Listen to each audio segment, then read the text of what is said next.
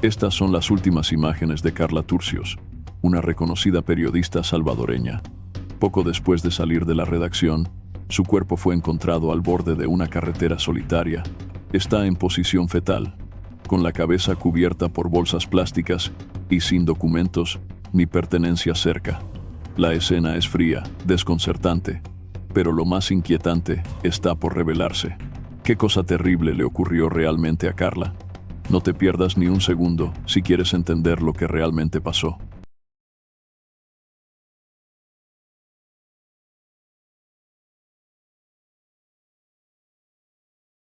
Nació el 20 de noviembre de 1984 en El Salvador. Fue la hija mayor de Dolores Cortés y Demetrio Turcios, una pareja que, con mucho sacrificio y dedicación, construyó un hogar estable para sus 3 hijos. Demetrio, abogado y también contador, asumía el rol de proveedor. Mientras tanto, Dolores era la fuerza silenciosa del hogar, presente, amorosa y entregada por completo al cuidado de sus hijos y a mantener la armonía familiar. Como muchas niñas, soñaba en grande, jugaba a ser locutora y se imaginaba un futuro exitoso. Por eso, cuando decidió estudiar periodismo en la Universidad de El Salvador, nadie se sorprendió. Al graduarse, consiguió trabajo en El Económico, del periódico La Prensa Gráfica.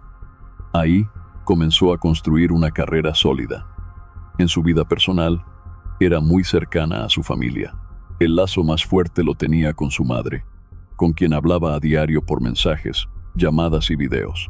Más allá del periodismo, Carla tenía otra pasión: las historias de ciencia ficción y los dibujos animados japoneses. Solía visitar páginas y blogs dedicados al tema, donde compartía sus intereses con otros fanáticos. Fue en ese espacio donde conoció a Mario Alberto Hueso Portillo, un joven de 29 años con gustos similares. Trabajaba en publicidad y, según quienes lo conocían, era una persona brillante. Antes de conocer a Carla, Mario Alberto Hueso Portillo creció en el seno de una familia profundamente religiosa. Durante su adolescencia, se integró a una iglesia evangélica en San Salvador, donde permaneció por más de 13 años. Aunque su personalidad excéntrica no coincidía del todo con el perfil habitual de ese entorno, logró ganarse la confianza del pastor y de los líderes de la congregación. Con el tiempo, le confiaron la responsabilidad de guiar a un pequeño grupo de jóvenes. Pero de un momento a otro, Mario se alejó por completo de la iglesia. No hubo una explicación clara. Uno de los jóvenes que lo seguía llegó a comentar que aquella salida repentina se debía a una decepción amorosa que no logró superar. A partir de entonces, Mario se volcó por completo al mundo digital.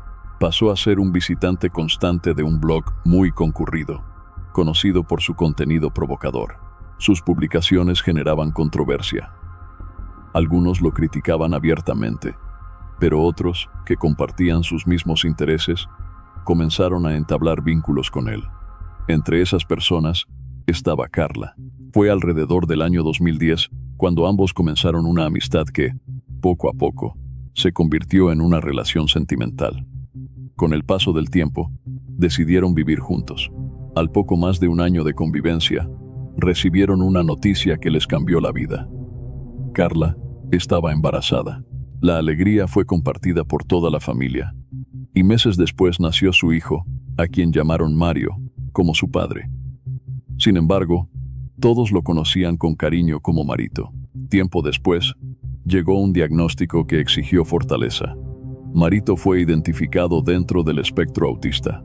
Su condición requería cuidados especiales, atención constante y mucha paciencia.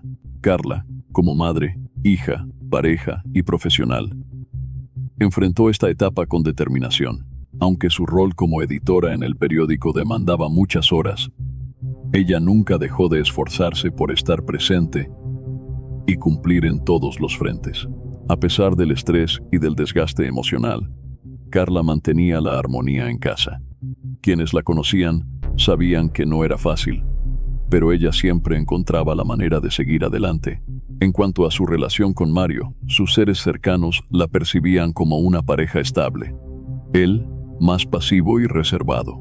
Ella, abierta, alegre y con una gran capacidad de escucha. Se complementaban. Siempre se les veía juntos, y desde fuera, todo parecía marchar bien. Aunque Carla se sentía satisfecha con la vida que llevaba, había algo que aún le faltaba para sentirse completamente feliz: tener una casa propia. Después de varios años de trabajo y esfuerzo, logró ahorrar algo de dinero.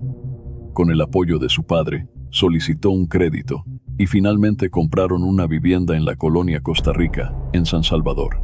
Allí se mudaron Carla, Mario, su hijo Marito y Demetrio, su padre. Pero la felicidad por el nuevo hogar pronto se vio opacada. Uno de los hermanos de Carla falleció de cáncer con tan solo 29 años. Después de varios meses de duelo, la familia comenzó poco a poco a retomar la rutina. Para Carla, eso significaba dividir su tiempo entre su trabajo, que le exigía largas jornadas, y su familia.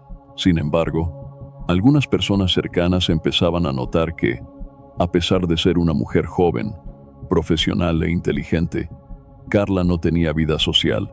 Nadie imaginaba que las cosas con Mario no iban bien, y que ella llevaba años guardando silencio. Para ese momento, Mario ya no trabajaba. Pasaba el día chateando en grupos de mensajería y jugando videojuegos. Así, la responsabilidad económica quedó sobre los hombros de Carla y su padre, quienes se encargaban de que en la casa no faltara nada. Los problemas de pareja se intensificaron, y en agosto de 2017 llegaron a una crisis. Carla le pedía a Mario que al menos ayudara con los gastos del niño, como lo haría cualquier padre responsable, pero él no parecía dispuesto a dejar de lado sus juegos en Internet. Cada vez que ella reclamaba, surgían episodios de violencia. Solo el padre de Carla era testigo, pues escuchaba las discusiones, que solían repetirse los días 15 y los fines de mes, cuando había que pagar cuentas. Con el paso del tiempo, las discusiones se volvieron más duras. Ella no podía buscar otra fuente de ingresos. Entre el trabajo periodístico y la atención que requería Marito, no le quedaba tiempo. Cada mes le resultaba más difícil cubrir los gastos y asegurarse de que a su hijo no le faltara nada. Aunque Carla siempre tuvo un vínculo muy estrecho con su madre, jamás se permitió compartir con ella los conflictos que vivía en su hogar. El primer indicio real de que algo no iba bien surgió el 2 de abril de 2018. Ese día, durante una videollamada, Dolores notó que su hija tenía los ojos rojos e hinchados, como si hubiera estado llorando. Al preguntarle qué le pasaba, Carla respondió que había discutido con Mario por problemas económicos. Dolores le aconsejó que intentaran resolver las cosas por el bien de ambos y, sobre todo, por el de su hijo, que entonces tenía 5 años. Pero lo que la dejó desconcertada fue la respuesta directa de Carla: «Tú no sabes quién es realmente Mario». Sin saber qué más decir, Dolores se despidió, con la esperanza de que todo se calmara con el tiempo. En la tarde del 14 de abril, cuando su suegro, Demetrio, le preguntó por Carla, Mario dijo que había salido temprano con el pequeño para hacer unas compras y llevarlo al parque, ya que Carla estaba cansada y había preferido quedarse durmiendo un poco más. Luego agregó que, al regresar, notó que el pijama de ella estaba tirado en el suelo y que parecía haber salido con prisa. Para sostener su versión, comenzó a llamar insistentemente al teléfono de Carla.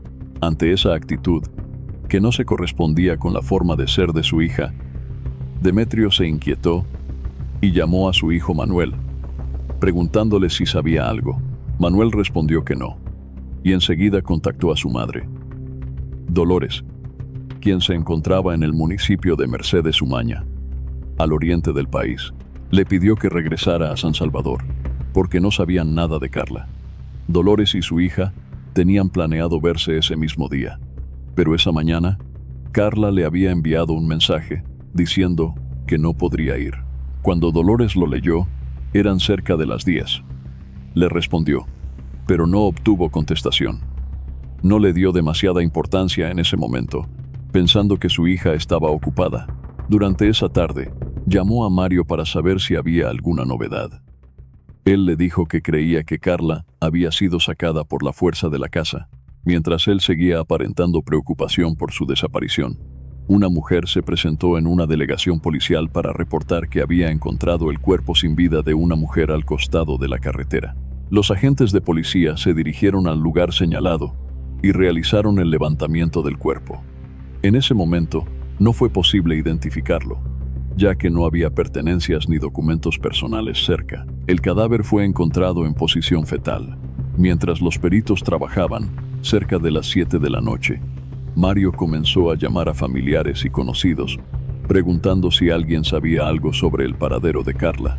También fingió haber encontrado en el garaje un mensaje anónimo con tono amenazante que decía textualmente: "Adiós a su hija Lick Perro". Ese mismo día publicó en sus redes sociales un mensaje diciendo que no sabía nada de Carla desde el mediodía e invitaba a quien tuviera información a comunicarse. Horas después, la Fiscalía General de la República informó, también a través de sus redes, que se había encontrado el cuerpo de una mujer en una carretera de Santa Rosa. El domingo 15 de abril, Mario acudió a la dirección de la Policía Nacional para reportar oficialmente la desaparición de Carla. Afirmó que la última vez que la vio fue el sábado al mediodía. Según su versión, ese día le propuso salir a hacer un mandado temprano, pero Carla prefirió quedarse en casa a descansar porque había trabajado hasta tarde la noche anterior. Contó que al regresar a las 2 de la tarde ya no estaba, y que por el estado del cuarto pensaba que se había bañado y cambiado de ropa. A los agentes les entregó el supuesto mensaje hallado en el garaje. También mencionó que meses atrás su suegro había tenido problemas con un estafador y sugirió que la desaparición de Carla podría estar relacionada con una posible venganza contra su padre. Después de prestar su declaración, los agentes informaron a Mario que el sábado había sido encontrado el cuerpo de una mujer con características físicas similares a las de Carla. Por esa razón, le solicitaron que se presentara en el Instituto de Medicina Legal para llevar a cabo el reconocimiento. Sin embargo, desde el principio, Mario mostró resistencia a cumplir con ese trámite, lo que despertó inquietud entre los oficiales. Cuando los investigadores le pidieron su documento de identidad, notaron que estaba visiblemente nervioso y desorientado. Al meter la mano en el bolsillo de su pantalón para buscarlo, se le cayó un papel doblado varias veces. Era una segunda nota anónima, muy parecida a la que ya había entregado a la policía, pero con algunas letras adicionales. Al ser interrogado sobre ese papel, Mario respondió que se trataba del anónimo que había mencionado en su declaración anterior y que simplemente lo había olvidado en la delegación el día que hizo la denuncia. El oficial, con cautela, llamó a sus compañeros para verificar la versión. Sin embargo, al revisar el reporte policial, confirmaron que el contenido del primer anónimo ya estaba registrado. Al comparar ambos documentos, comprobaron que eran prácticamente iguales. Cuando le preguntaron por qué existían dos versiones distintas del mismo mensaje, Mario no supo qué responder. Finalmente, aceptó identificar a Carla a través de fotografías que mostraban su ropa y una cicatriz. A través de una conferencia de prensa, el subcomisario Eber Manzano, de la Policía Nacional Civil, confirmó que el cuerpo hallado correspondía a Carla Lisset Turcios Cortés, la joven periodista. Desde ese momento, el caso tomó un carácter mediático. Mientras el país seguía conmocionado por la muerte de la periodista, las autoridades hicieron públicos los resultados de los análisis forenses. El informe reveló que Carla presentaba dos heridas, una en la frente y otra en la boca, ambas provocadas antes de su fallecimiento. También se identificaron traumatismos en el rostro y en el cuello. La causa de muerte fue asfixia mecánica. Además, los especialistas forenses confirmaron que el lugar donde fue encontrado el cuerpo no era la escena del crimen. Todo indicaba que fue asesinada en otro sitio y luego trasladada hasta esa zona. Se calculó que llevaba entre 6 y 8 horas de fallecida, lo que situaba el momento del ataque entre las 10 de la mañana y el mediodía del 14 de abril. Como parte de la investigación, y con autorización judicial, se realizó un allanamiento en la casa donde vivía Carla. Según el informe policial, no había signos de violencia ni indicios de que hubiese sido sacada a la fuerza. A raíz de esto, los investigadores consideraron la posibilidad de que hubiese salido por su cuenta y que luego hubiera sido interceptada. Los detectives comenzaron a entrevistar a familiares y personas cercanas. Cuando se les preguntó sobre la relación entre Carla y su esposo, afirmaron que nunca notaron señales de conflicto. La única excepción fue su padre, quien mencionó que días antes de la tragedia, la pareja había tenido una discusión relacionada con deudas, ya que su hija era quien sostenía económicamente el hogar. Algunos compañeros de trabajo señalaron que Carla no tenía vida social. Nunca se detenía a conversar porque Mario la esperaba todos los días fuera del periódico, ya fuera en el parque o cerca de la entrada, hasta que ella salía. Vecinos de la colonia Costa Rica, donde vivía la pareja, comentaron que nunca presenciaron episodios de violencia. Dijeron que la mañana del 14 de abril vieron un vehículo negro con cola de pato estacionado frente a la casa, pero no pudieron identificar al conductor ni confirmar si Carla subió al auto. Añadieron que Mario solía quedarse en casa y que era habitual que su hermano llegara por las mañanas en ese vehículo. Enfrente de la casa había instalada una cámara de videovigilancia. Sin embargo, los agentes de la División Central de Investigaciones, DSI, no pudieron obtener ninguna grabación, ya que el dispositivo no funcionaba desde hacía varios meses. En medio de la investigación, el lunes 16 de abril, fue encontrado el documento de identidad de Carla. Lo halló un ciudadano que, al reconocerlo, decidió entregarlo a la policía. El entonces ministro de Seguridad, Mauricio Ramírez, calificó el caso como complejo y aseguró que se estaba haciendo todo lo posible para dar con el responsable cuanto antes. La presión era tal que llegaron a movilizarse 20 fiscales, un despliegue que no era común ni siquiera en investigaciones por violencia contra mujeres. Incluso, se creó una unidad especial en la Fiscalía General, dirigida por la abogada Graciela Sagastume, enfocada exclusivamente en atender casos que involucraran a mujeres. Pero los primeros días fueron caóticos. Había muchas piezas sueltas y un equipo de investigación poco acostumbrado a trabajar bajo la mirada constante de la prensa y la opinión pública. Los errores y contradicciones no tardaron en aparecer. El director de la policía, Howard Cotto, apenas dio información. Dijo que se había encontrado el documento de identidad de Carla y que seguían algunas pistas. Mientras tanto, el fiscal general, Douglas Meléndez, habló de 3 posibles líneas de investigación, pero aclaró que no podía dar detalles para no entorpecer el proceso. Aún así, sí ofreció una aclaración clave. El crimen no estaba relacionado con el trabajo de Carla, ni con el medio en el que colaboraba. A partir de ahí, las autoridades apostaron por la tecnología. Recurrieron a las cámaras de seguridad cercanas al lugar de los hechos. Y fue ahí donde apareció lo que muchos ya sospechaban, pero no querían creer. Mario, el mismo hombre que aparecía en televisión, lamentando la pérdida de su pareja, era en realidad el autor del crimen. Los investigadores revisaron 13 cámaras instaladas en la vía pública. Gracias a eso, pudieron reconstruir el recorrido exacto del vehículo que él conducía hasta llegar al lugar donde ocurrió todo. La primera señal de alarma surgió con los videos cercanos al Parque Bicentenario. Mario había dicho que estuvo ahí con su hijo esa tarde de abril, pero las grabaciones demostraron que nunca estuvo en ese lugar. Luego del hallazgo clave en los videos de vigilancia, las autoridades decidieron revisar otro elemento fundamental: los registros de los teléfonos celulares de la pareja.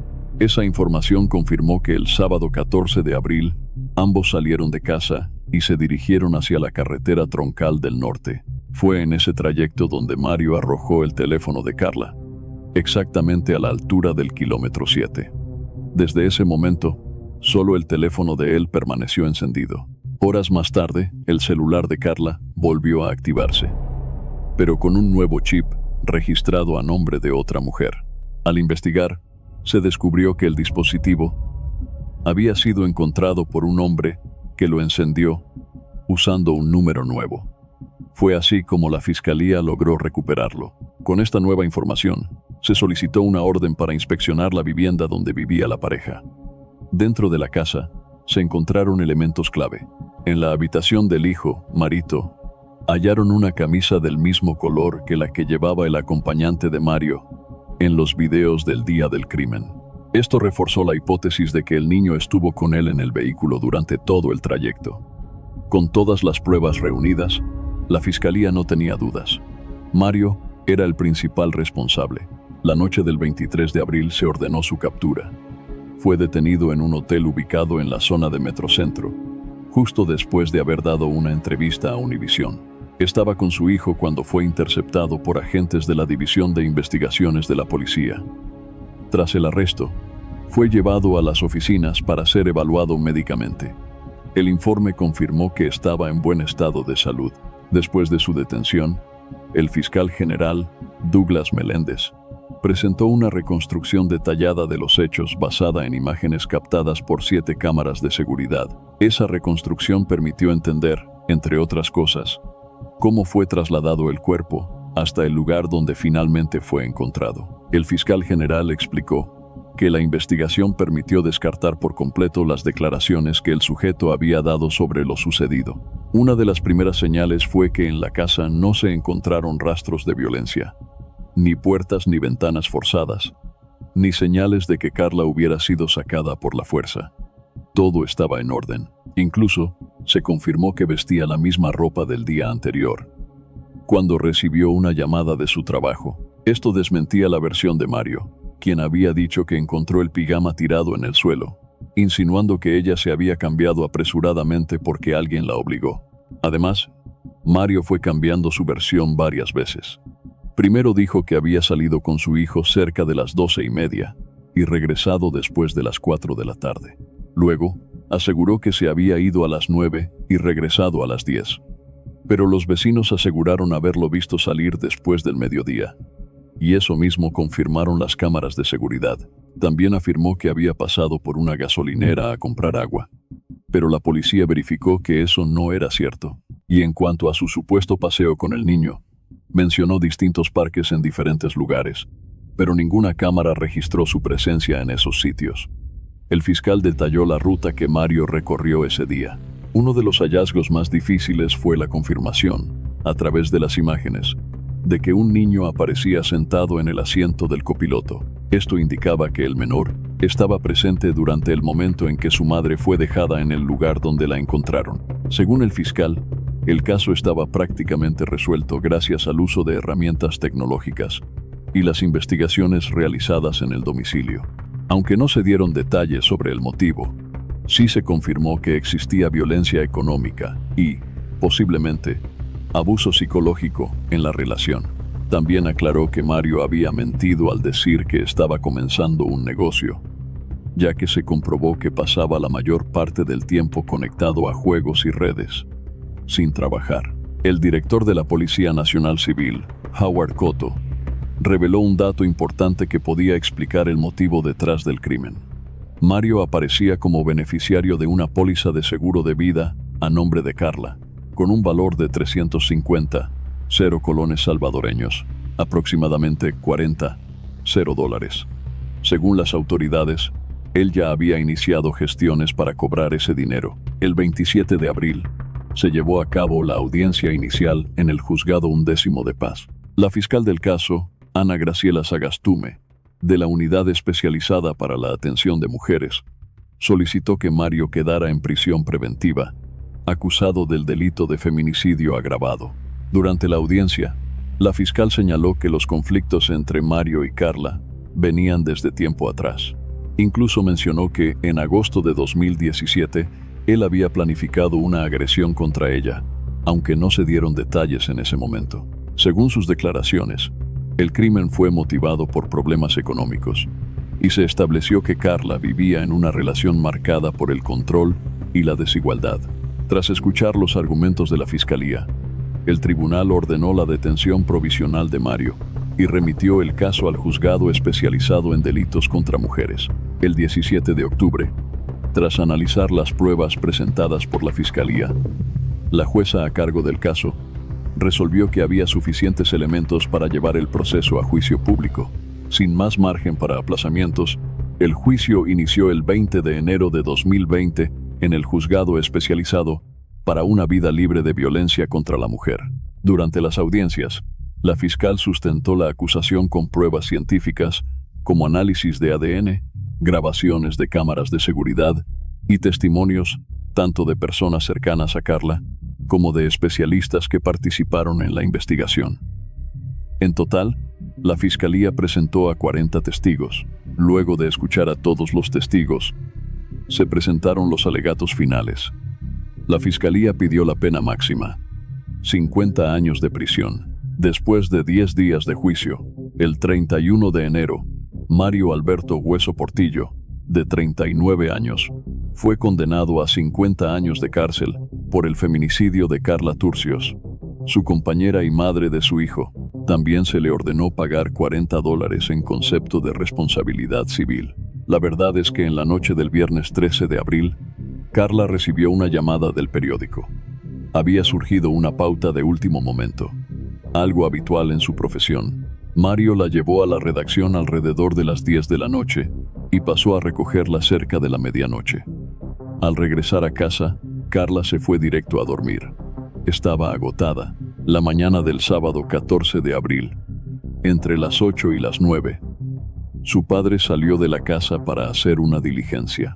Mario, al quedarse solo con su esposa dormida, desató toda su furia contra ella, sin importar que su hijo Marito estuviera despierto en la vivienda. Primero, la agredió físicamente, causándole un fuerte golpe en la cabeza. Luego, le causó la muerte por asfixia. Para encubrir lo ocurrido, utilizó 2 bolsas plásticas negras, las cuales fueron colocadas en su cabeza y aseguradas con una prenda. Se cree que después obligó a Marito a ayudarlo a subir el cuerpo de su madre al asiento trasero del Hyundai negro, propiedad de Carla. Poco después del mediodía, el hombre salió de la casa junto a su hijo. Condujo por más de 1 hora y media por la carretera longitudinal del norte hasta llegar a una zona poco transitada en Santa Rosa de Huachipilín. Fue allí donde arrojó el cuerpo de Carla en una cuneta. En el camino de regreso, lanzó desde el vehículo en movimiento el documento de identidad y el celular de ella. ¿Crees que este caso refleja una realidad más común de lo que imaginamos? ¿Qué señales crees que muchas veces pasamos por alto cuando alguien está en una situación de riesgo? Queremos saber tu opinión. Te leemos en los comentarios.